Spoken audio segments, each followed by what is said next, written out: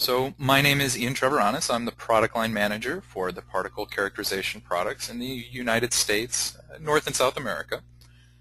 I'll be hosting the webinar today. Our presenter is Dr. Jeff Pottycomb. Jeff is one of our product managers, and Jeff is going to be talking to us today about how we might better understand the data that comes out of our dynamic light scattering analyzers.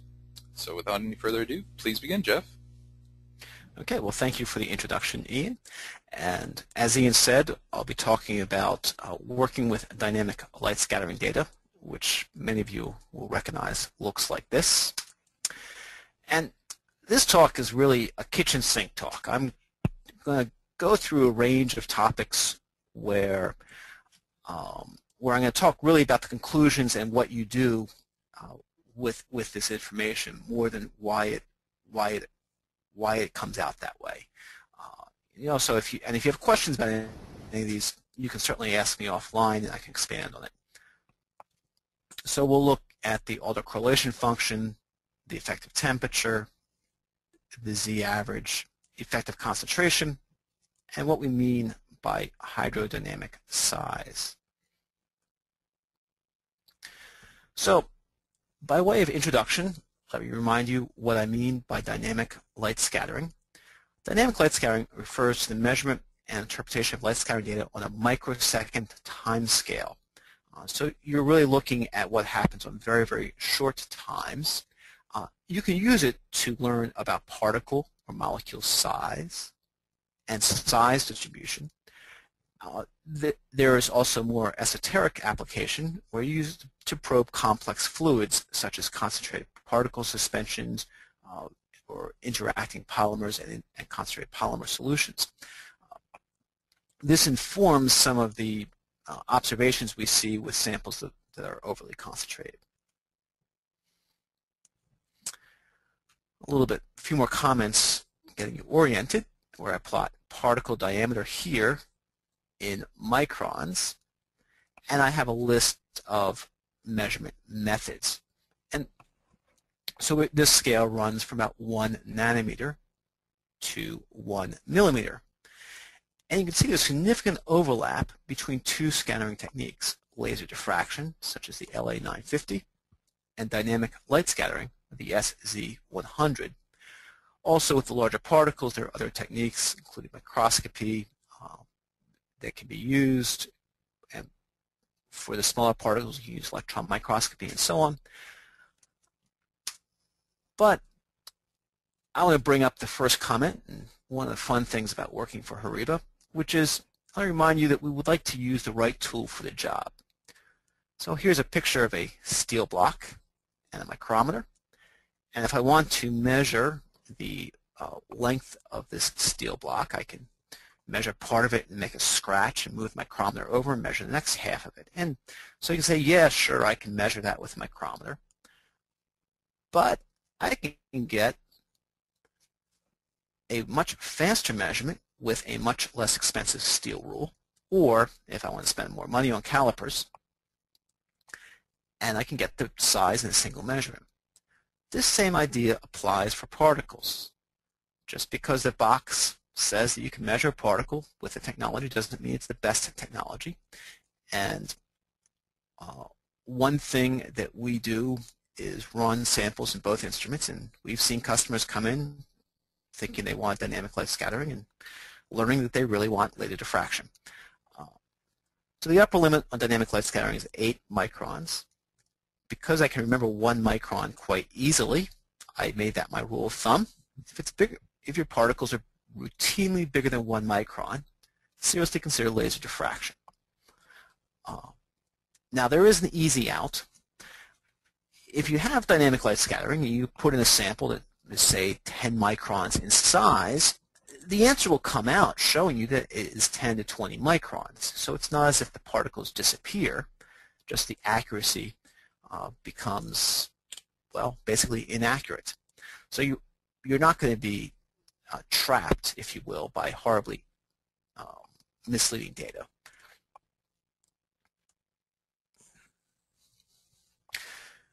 Well, let me move on to another concept, which is Brownian motion. And really, the reason I bring this up is that I want to remind you that when you make a measurement by dynamic light scattering, you're really measuring the motion of the particles, and that's a random motion related to particle size, related to viscosity, and related to temperature. And these related to size is what we want, and the relation to viscosity and temperature is what we need to keep in mind as we make the measurement. Now I have lots of figures showing you the optical arrangements and how you make the measurement. Here I'll just say you get a box that looks like this, such as the HORIBA SZ100, which will give you size information, zeta potential, and molecular weight information on your samples.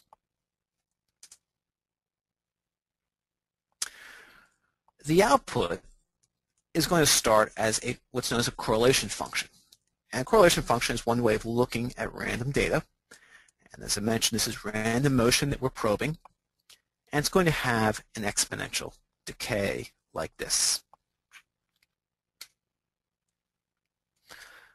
So when you make a measurement, you're going to see plots of your autocorrelation function.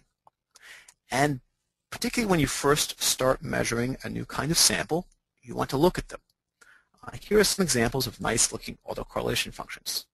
They're smooth. They're not a bunch of jaggy edges. And so that's what I like to see.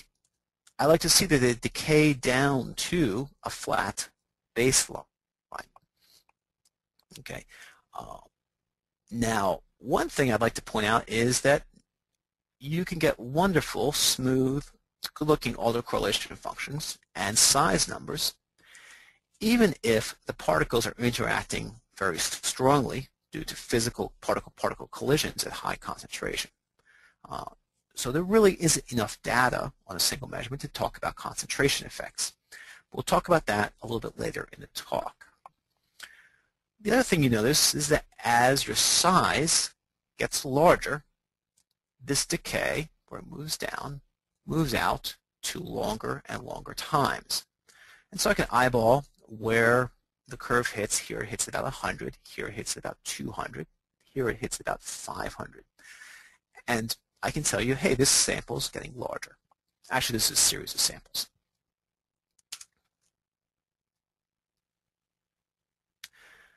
Now, what happens when things go wrong? Here are some examples of questionable data. This first sample came from a customer where we arrived and they said, oh, we have these particles, and we start talking. They said, well, yeah, we think it's about 5 microns. And so I ran it to confirm their statements, and I saw data that looked like this, where I had the autocorrelation function start high and stay high and stay high and stay high and finally decay. And it turns out that really this is a sample that's most appropriate for the LA950, and so we were able to guide the customer in the right direction, which always makes us feel good. So when you see something that looks like this, it's suggesting that you have some very large particles. Sometimes it never decays to anything like a baseline, like we see here. And I like to claim this sample has rocks or boulders in it. Simply put, there are too many large particles in there, and the scattering from the large particles is so much stronger than the scattering from the small particles that dominates the signal. There's a software noise cut function, and you can use that to take care of some of that effect, but really the best way around this is to make sure your samples arrive inside the instrument without the large particles that you don't want to see. Now, of course, if your sample is completely made up of large particles, that's a different kind of question.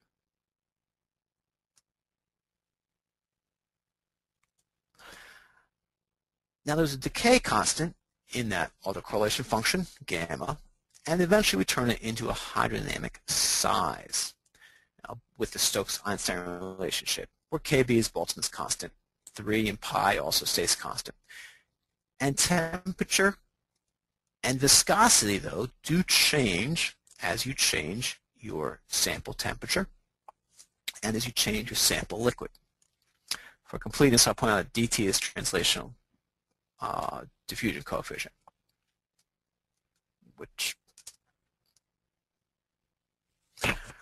So what's the dominant temperature effect when you're making measurements?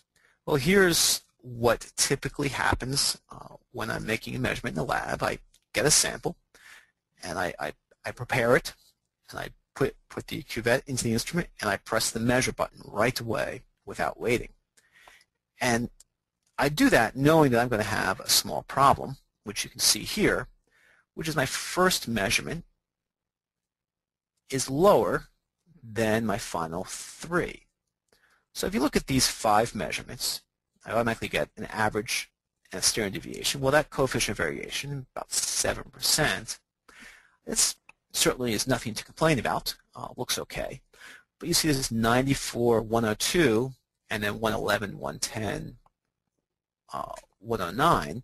You see that the z-average size starts low and climbs up to a more stable value. So these first 2 measurements are suspicious, and it has an assignable cause in that the sample inside the cell is not yet at the same temperature as the oven around the cell inside the instrument. The advantage of making measurements quickly is in the first 30 seconds I can tell if I have a viable sample. The disadvantage is that it can be confusing to hand somebody a report where you have this outlier and you have to explain it. And so if I'm making exploratory measurements, I don't worry about it. When I'm ready to make final measurements, then I will I'll wait a few minutes to make sure that the measurement is to make sure that the sample temperature is at the oven temperature. Excuse me one second. Okay. Now I mentioned viscosity, and that's hugely important. You really need to get your viscosity correct. Now the software is great because it lets me be lazy, and I prefer to be lazy, or as I expressed to other people, I prefer to do more productive things. And so I'll just tell the software with the pick list which liquid I have.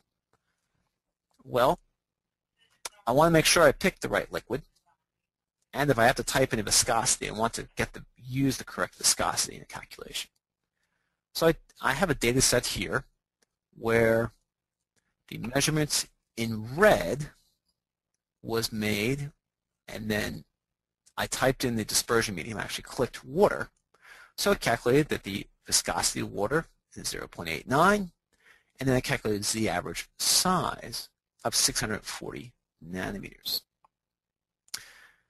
Then I went back and said, oh, wait a minute, I made this sample methanol, not in water. Now the refractive index of methanol is pretty close to the refractive index of water. So that didn't make any difference. But the viscosity of methanol is 0.55 at this temperature. So now I recalculate the size. It's gone from 640 to 1300. It's just about doubled. Excuse me, more than, it's just about exactly doubled due to the different value viscosity used in the calculation. So particularly when you switch between liquids, or if you have a colleague in the lab who switches between liquids and leaves it at some obscure liquid, and you come in with your water, and you get a surprising result, go back and look at the choice of dispersion medium and ensure that it's correct. And then check your viscosity. And that, that drives simple translations of the distribution along the diameter axis. So I show that here as you go from the red to the blue.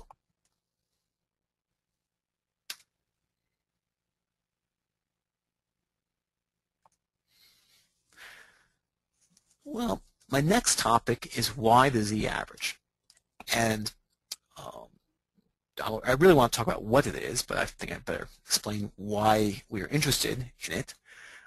It's numerically stable. So the calculation of z-average is not overly sensitive to noise in the data.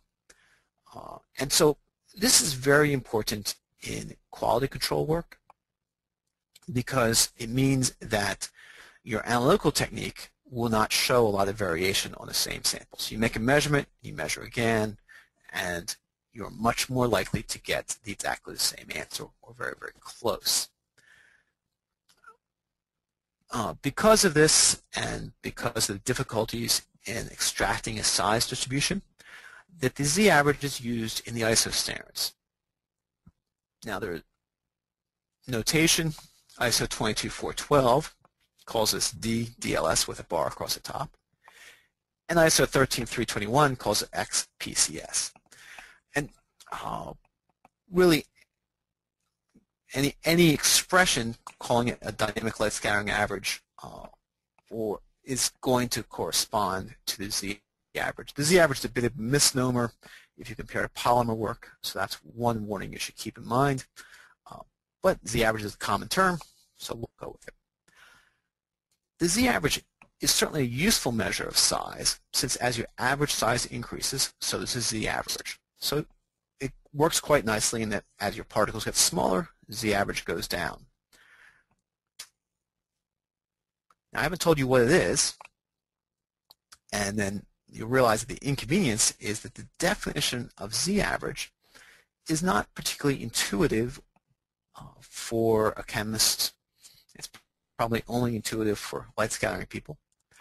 It's determined by a mathematical method known as cumulants set up by Koppel 20-odd years ago, and it's related to linear least squares fitting, which is why it's so stable.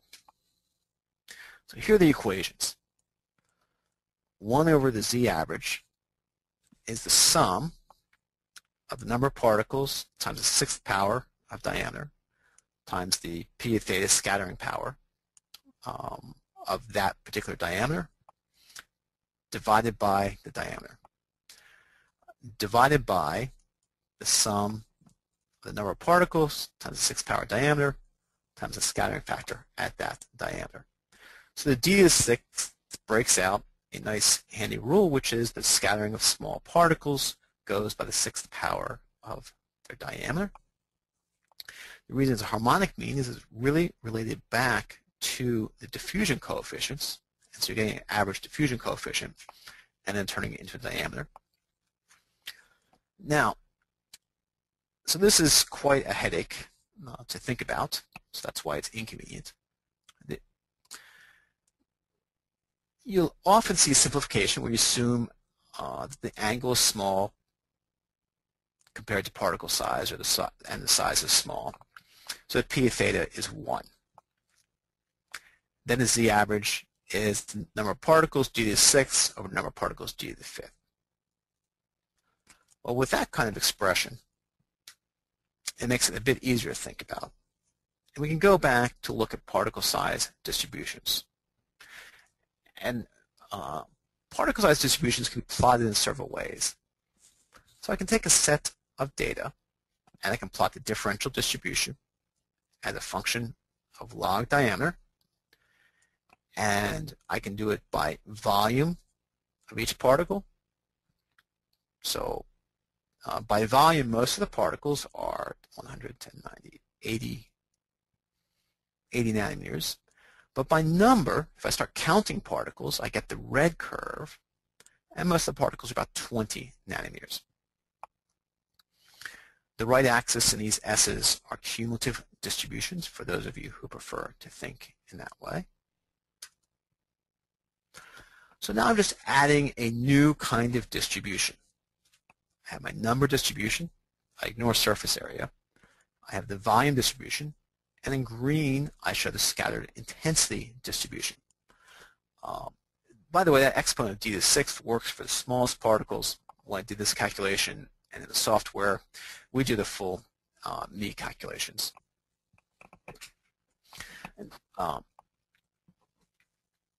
So now we have just a different distribution that's going to tend to emphasize the larger particles in my underlying size distribution, and that's an important lesson.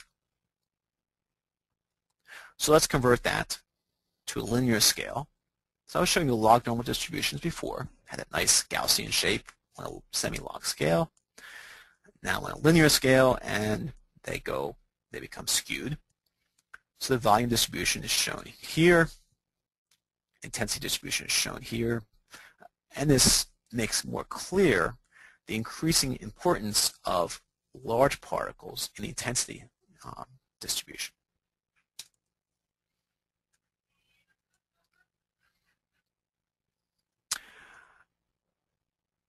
Well, I mentioned before that it's a harmonic mean, so we really need to think about the diffusion coefficients.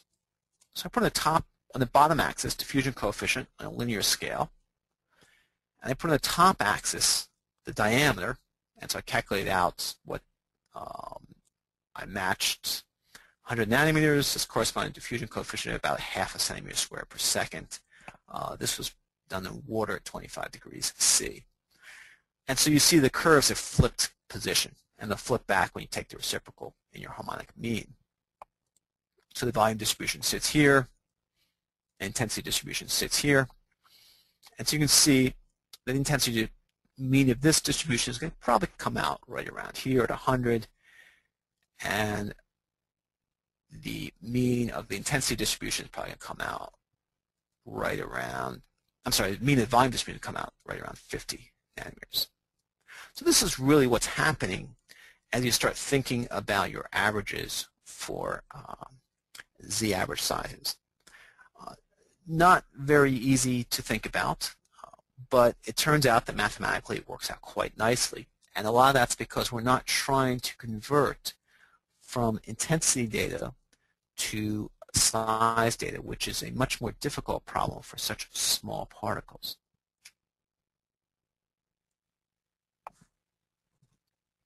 So for z-average, keep in mind as average size increases, so does z-average. So if someone comes to you with data and says, oh, z-average today was 10 and the z-average yesterday was 20, you know that their particles are getting smaller, and whether that's good or bad depends on your application. It tends to weight larger particles more than smaller particles due to the physics of the measurement. So that makes z-average a great way to pick up the onset of aggregation phenomena. And so the first few large particles that appear, you can see them right away, and that's usually quite important.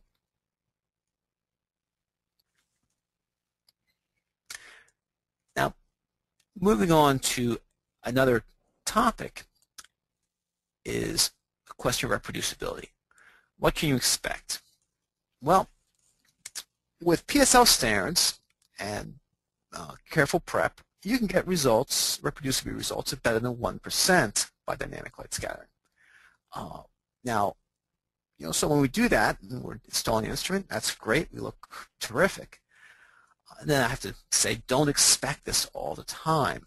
Most real samples, when you're doing things well, you get 3 to 5% reproducibility. And you should walk away happy with that. Now that's on the z-average. As you start looking at other values like the volume-weighted mean, you're going to see a wider variation in results. Also, polydispersity index, which is a measure of distribution width, is going to vary more than the z-average. So just to set your expectations, you'll have your tightest reproducibility on z-average. You can hit 3 to 5% with decent samples. With really nice samples, you can get much better.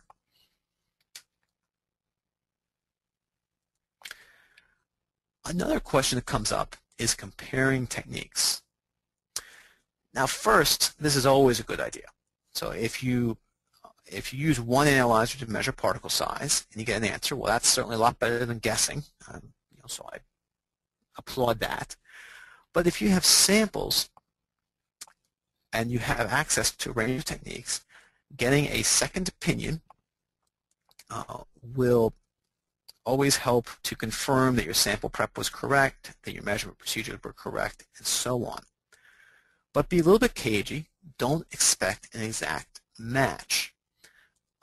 So we've been starting to study the differences between laser diffraction and dynamic light scattering here at HORIBA, and just comparing different samples and samples that where we can release the data.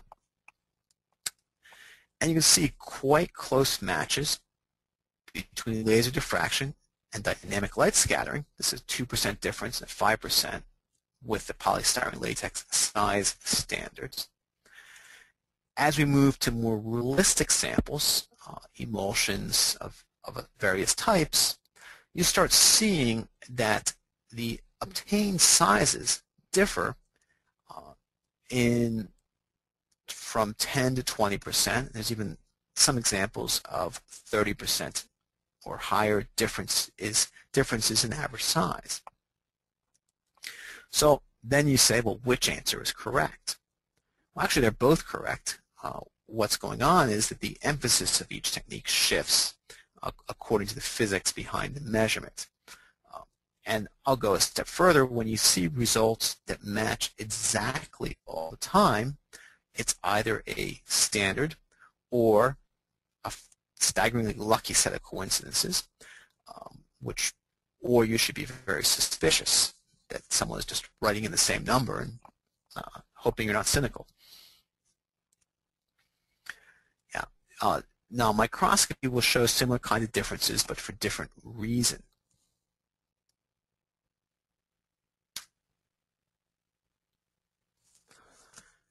I promised to talk about the effect of concentration, and really the best way to study or to find out what concentrations you need for your measurements is to do a little study.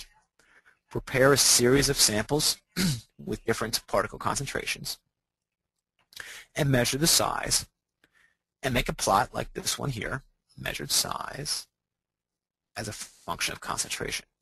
Now notice that this is a log scale, so you don't want to make concentration of 1, 2, 3, 4, 5, and so on out to 1,000 ppm, because you'll make 1,000 samples. You don't need that many. Maybe you'll make 1, 5, 10, 50, 100, 500, 1,000 ppm sample concentrations and make measurements.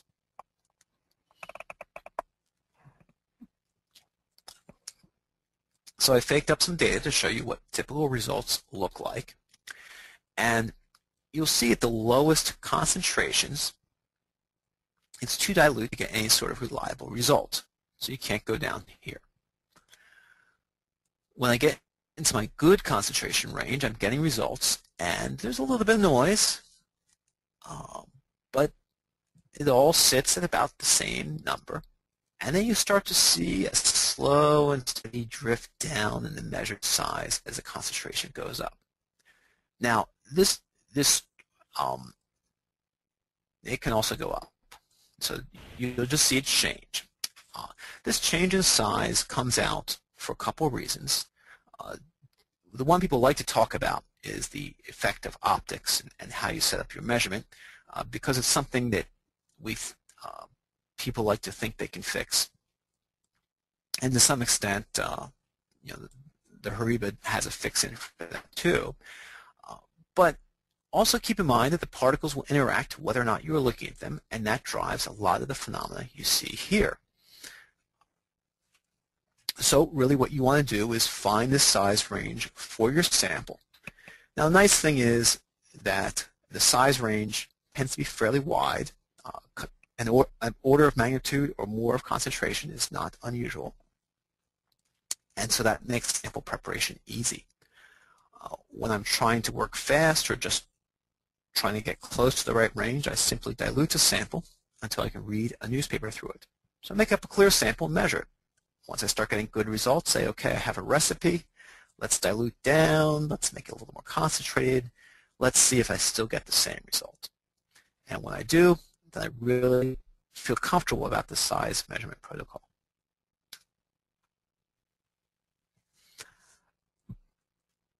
Now, another question is this hydrodynamic size, which I mentioned earlier. The thing to keep in mind is that dynamic light scattering gives a diameter of a sphere that moves the same way as your sample. So that's why we have hydrodynamic in your size. And what this means is that you can't think about your particle as a physical object that you're looking at in a microscope or an electron microscope, but you think about what's moving along with the particle. So if you have surfactants or polymer groups decorating around a particle, and you look at it in a microscope, you might only see this little bit, but because of this hairy shell, dynamic light scattering will show you a size like this. And in fact, you can monitor the size of that shell by dynamic light scattering, which is something you cannot do by microscopy. And let me go back and comment. I'm assuming a shell of polymer which doesn't have good contrast in an electron microscope, and a core of metal which has quite good contrast. Another example might be if you have very small nano particles and they aggregate and they form small aggregates or flocks that move together. Now the hydrodynamic size is not this little piece inside here, which is what you might see by looking at line width of X-rays, or what you might see by an electron microscope, but it's just this whole group together. And finally, and probably the most common, is that most particles are not perfect spheres. And so I drew an ellipsoid revolution here, but you can imagine even more convoluted shapes as being quite common. And the hydrodynamic size is not something convenient like the length or the width, but some combination of the two. And so you get a size that doesn't directly apply to the particle, but it tells you the size of the sphere that moves the same way as your particle. Now, we're quite happy, though, because as this particle gets longer or fatter, this size still goes up, so I can still watch these particle sizes expand by dynamic light scattering.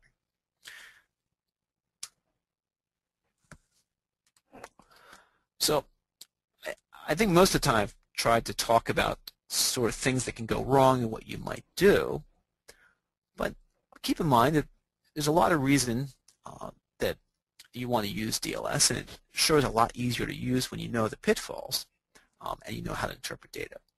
The first is non-invasive. You can make a measurement and get your sample back. You can get fast results. So let me zip back here.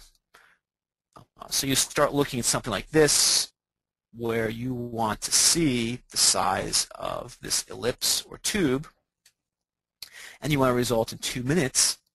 Then you can do it by dynamic light scattering, where if you wanted the length and the width, you would have to make sure you have a very good dispersion for spectroscopy, which you would check that dispersion quality by dynamic light scattering. Or you might look at it in an electron microscope, which takes quite a long time. So this speed advantage is significant. It lets you do measurements and do experiments you can't contemplate otherwise. You only use a small quantity of sample. So I've made measurements on as little as 10 microliters of liquid. It's good for detecting trace amounts of aggregate. So nanoparticles that start to aggregate soon become fine particles. And if you can track that process, it means you can control it. And so it's very important that you start finding your aggregation before it becomes a problem for your customer. And so dynamic light scattering is a great tool for that. It's also a good technique for macromolecular characters, sizing and macromolecular characterization. The intensity-based methods like Zim plots require much more arduous sample preparation than dynamic light scattering, and so DLS is much more convenient.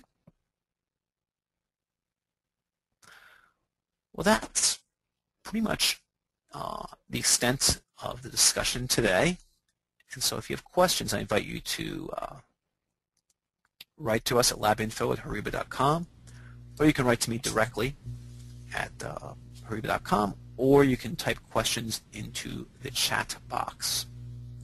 I was going to say we're having a question and answer session right now. Oh yeah. So if you have a question, ask it now. Otherwise, yeah, labinfo@horiba.com is something that I think maybe 6 of us monitor. Okay. So that's easier to remember probably than how to spell bodycomb. It's certainly easier to remember than how to spell my last name. So yeah, thank you very much, Jeff. That was great. Okay. And if you have any questions, please send them in now. I see one now. What is exactly z-average? Is this the value obtained from cumulant analysis? Yes, it is the value obtained from the cumulant analysis.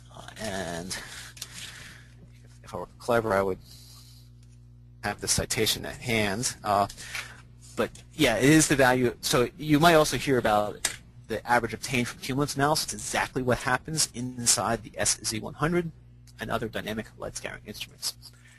Okay, if we have a bimodal distribution and a very small amount of big particles compared to very large numbers of small particles, they will not show up in a number average, but only intensity average. Right, and so the person asking the question is correct. So you can, let's use this rule of thumb that you have scattering going to the 6th power of size. I have 1 nanometer and 10 nanometer particles. Actually, let's use 10 and 100. You need 1,000,000 10 nanometer particles to scatter as much as 1 100 nanometer particle. And so the number average distribution will show you a 10 nanometer particles only, because they'll just ignore that one large particle, whereas the intensity distribution will show 50-50, half, 50%, 50%, half of them small, half of them big. So the reporting difficulty is you simply want to report, you want to clarify how you analyze the data. So if you want to show a size distribution, that's fine, and just mark that it is a number-based distribution. And people who understand light scattering will infer that there might be some more questions about that than, say, intensity-based distribution. But you should also keep in mind that the intensity-based distribution really drives what the instrument sees. So it's a bit like if you have if you have an elephant and 1,000,000 mosquitoes, and you're standing off and looking at the field. Well, it's pretty easy to spot the elephant. In fact, the elephant can stand in front of 1,000,000 mosquitoes, and you won't even know there are mosquitoes there.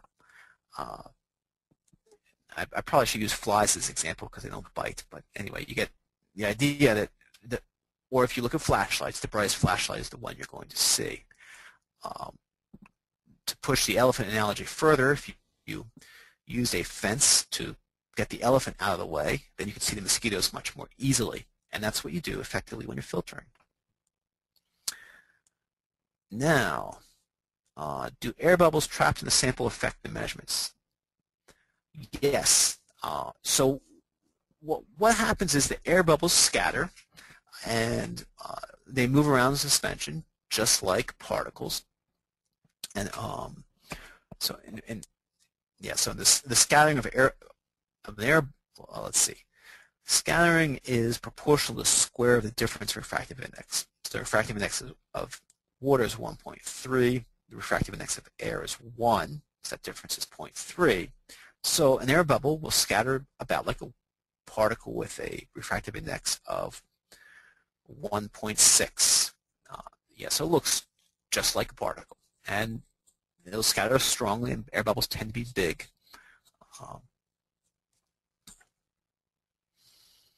So if your sample does have a air bubble issue, degassing can be helpful. So I should interrupt Jeff at this point to say that I found the original citation for Koppel defining the z-average by the cumulants method, and I've pasted it in the chat box. Okay, good. It was, I think, the Journal of Chemical Physics in 1972. That sounds right. Yeah, I think I had it in some of the white papers we wrote. Okay, where can one recalculate the effects of change of viscosity on z-average, or is this only done in the software? You can recalculate the effects of change in viscosity on the z-average. It by hand. You can do it in the software, but if you want to do it by hand, it's a simple ratio. You can do that manually. And so let me know. I'll shoot you the equations. Okay. Is it always safer to use the z-average? Yes, it is always safer to use the z-average. I'm a little confused about the number weight distribution obtained from cumulant analysis. Okay. When you go to get a size distribution from dynamic light scattering data, you're going to use a family of mathematical techniques known as inverse Laplace transforms. They're well known by mathematicians to be numerically unstable. It's what's known as ill-posed problem, Fredholm integral, first kind. So if you want a distribution with a bimodal, those are the techniques you would use. You wouldn't get that from cumulative analysis. Now there is another approach, which is to assume a distribution and then transform the z-average and polydispersity index into other moments of this assumed distribution. And I'm trying to remember who did that work. Most of the time, people use inverse Laplace transforms these days.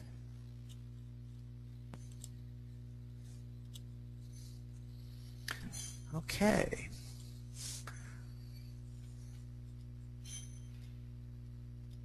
Do we have other questions? We'll give it another 2 minutes, let's say, and Okay. it'll also give me the opportunity to thank everyone for attending the webinar today. And when you leave the webinar, you'll be presented with a chance to take our survey. We have a survey that launches after each of our webinars. It shouldn't take more than about 4 minutes to fill out, and we do look at all the responses. Particularly, we're interested in how well the webinar today met your expectations, maybe what you would have liked to have learned from the webinar that we could follow up with you and help with later. Maybe some ideas you have for future things that you've been interested in, or maybe future training webinars that other people at your university or your company or your organization would be interested in. Kevin asks an excellent question. You're reading our mind, Kevin. He says, will there be another session for discussion of zeta potential? I think that's very likely. Yes. I think that's a good bet. Kevin we already just put it have on my list. Yes. Thank you, Kevin. That saves an extra few second discussion between me and Jeff. So we do already have technology discussions about dynamic light scattering and electrophoretic light scattering, which is the technology behind zeta potential measurements. We do have technology discussions already up as recorded webinars on our website. In terms of how do you interpret zeta potential data, that's not something we've done yet, but I would say that's a 99.9% certainty we'll do that in the next probably 2 or 3 months, I would say. Okay, so if I assume a distribution and calculate the autocorrelation function for all such particles in distribution and try to remove the error between my experimental signal data, will I get a number or an intensity distribution? If you assume a distribution, you could set the problem up either way to extract out a number or intensity distribution. Typically, people set it up in terms of intensity and then transform that to number. And let me see if I can, yeah. I'm looking for something I'm like, well, so while unlikely to find.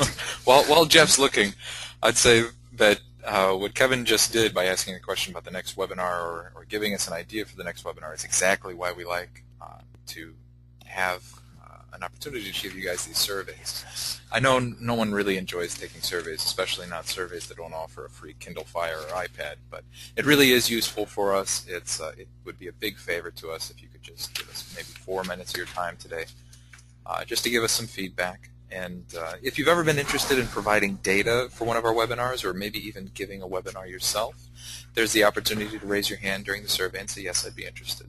So that's the end of my spiel, so thank you very much. Okay, so yeah, I'm going to type in the chat box Proventure Macromol Chem 180 201 to 209. That's 1979. Oops. And that's going to start you down the path of understanding some of the mathematics behind this. Actually, Proventure wrote an interesting series that kind of clarified things for me, at least, in that first is inverse problems in polymer characterization, direct analysis of polydispersity with photon correlation spectroscopy. He followed up really, so that was 1979. 82, he's writing in computer physics communication.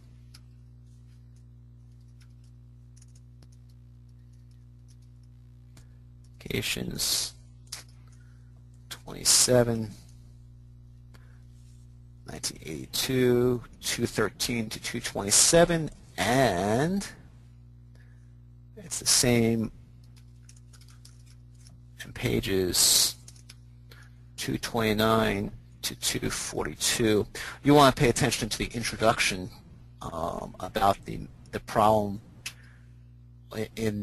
You'll want to pay attention to the discussion of the problems and the introductions of these articles.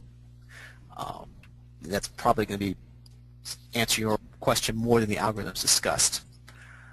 Okay. You know, Jeff, I think I missed the first part of your answer to Commendra, and in case it wasn't part of it, on the off chance that Commendra is just asking if we can do that easily in the software. Oh, yes, yeah. We can do it very easily. Sorry. It's one radio button, and then you click recalculate, and it's done. Actually, I'll split a hair, because the software does it. When you start looking into this problem, and Proventure goes into this a little bit, and you need to add information to the problem. There simply isn't enough information. And so the radio button you click in the software is a way of adding information, rather than having us hard code into our software how you want the regularizer to behave. The radio button sets it. But that calculation happens no matter what. So it's always on. The transforms from intensity to number and vice versa is also always on in a software. Yeah. So, okay. Just on the off chance. You wanted. Yeah. Okay, the citation went into the chat box. You know, the other thing we could do, too, is we'll just email you, Commendra. That might be easier than copying and pasting. So we have your email address. We'll just send it to you. Okay. I see what I did. And if anyone else is interested in the citations that Jeff's talking about, the underlying work, go ahead and send us something in the chat box right now. Just say, yes, I'm interested. And we can forward you all the citations. Or at least where you would be able to purchase and download the citations. I don't think we... Right.